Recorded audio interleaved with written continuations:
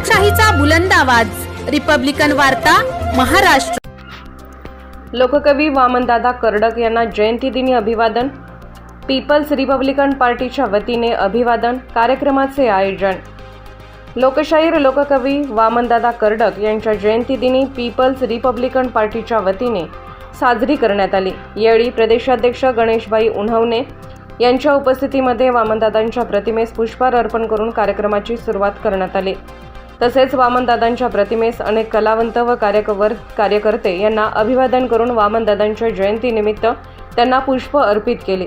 त्याचप्रमाणे विख्यात गायक प्रल्हाद शिंदे यांचे चिरंजीव गायक दिनकर शिंदे यांचे निधन झाल्यामुळे त्यांना लोकसभेद्वारे अभिवादन करण्यात आले।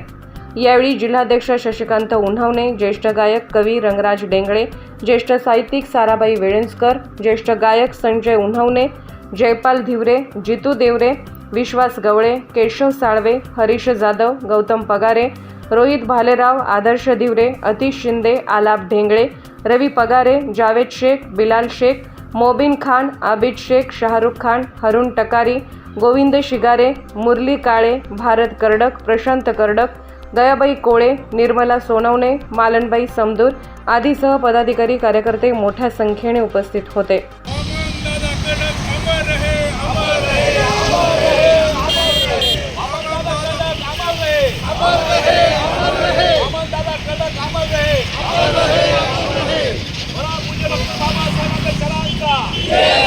छत्रपती शिवाजी महाराजांचा स्वातंत्र्य दिन शिलायू हो, स्वातंत्र्य दिनाचा विजय असो, स्वातंत्र्य दिनाचा विजय असो,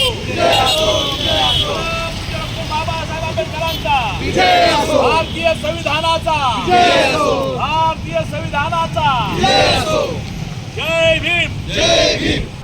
रिपब्लिकन वार्ता वृत्त संकलन विभाग, नाशिक।